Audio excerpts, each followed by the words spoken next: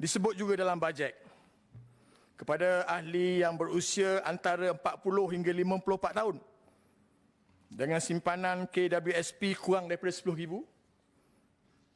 Dalam akaun 1, kerajaan bersetuju untuk menambah caruman KWSP akaun 1 sebanyak RM500. Itu disebut oleh Yang Amat Berhormat Perdana Menteri tadi.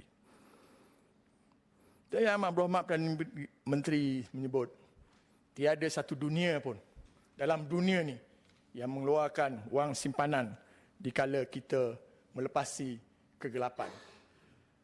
Tapi pada saya, mereka yang nak keluarkan KWSP bersasar adalah mereka yang masih lagi dalam kegelapan. Kita boleh bagi syarat.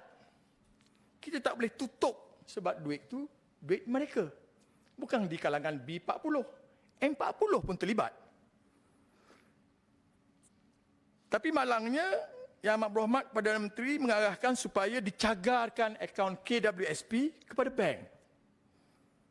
Ini ramai yang tak setuju. Saya kalau tengok email saya, beratus satu hari Datuk Seri Ahli Ketua menolak cadangan tersebut. Jadi walaupun Yang Amat Berhormat Perdana Menteri dan Timbalan Perdana Menteri menjawab hari itu menutup program ini, saya masih lagi ingin mencadangkan beberapa perkara.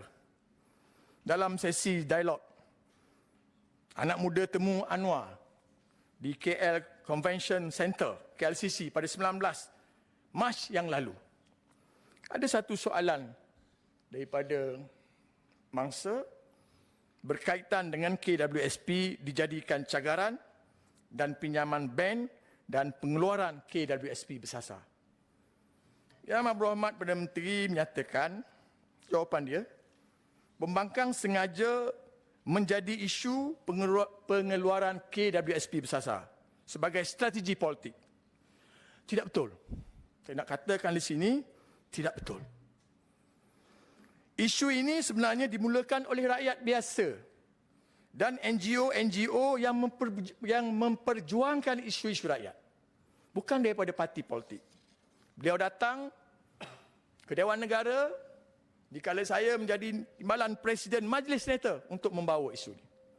Dan mereka melihat isu ini adalah yang tergolong sebagai rakyat yang tercicir dari segi ekonomi dan kelangsungan hidup yang masih terjerat dengan impak COVID-19. Dan apabila pejuang-pejuang ini meminta kita menguatkan suara mereka, ianya menjadi satu tanggungjawab kepada saya dan rakan-rakan lain. Kerajaan harus sedar, tuntutan KWSP bersasar bukan saja B40, tapi M40 pun ada. Dan bukan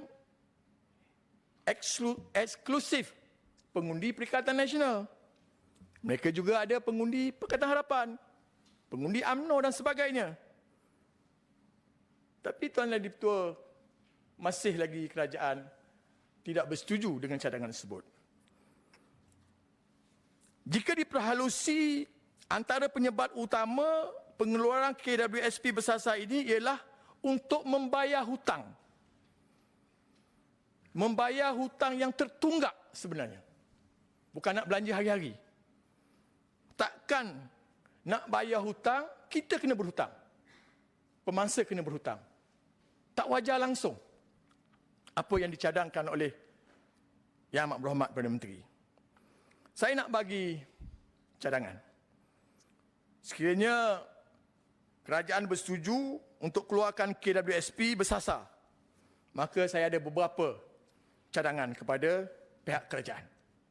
Yang pertama, untuk mereka yang kembali bekerja tetapi kini bekerja dalam sektor ekonomi gig, di mana rata-rata tidak mempunyai skim caruman KWSP. Ekonomi gig tak ada skim caruman KWSP.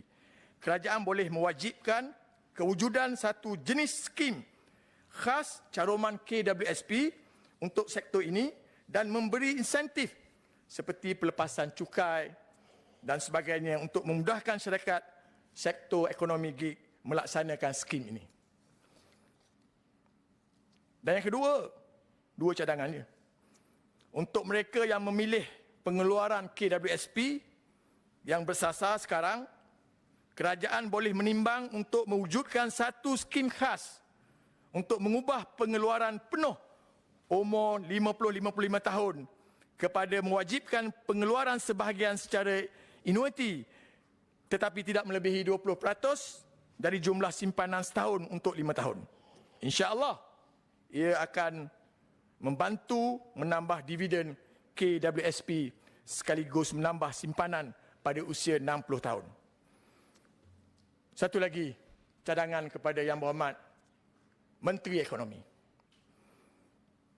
Yang Berhormat Menteri Ekonomi, kita minta menilai semula cadangan IPR yang berjumlah 750 juta yang dibentang dalam Belanjawan 2023 baru-baru ini dan menggunakannya untuk melaksanakan program pemulihan pendapatan kategori rakyat yang tercicir dan menggalakkan mereka membuat caruman KWSP secara sukarela.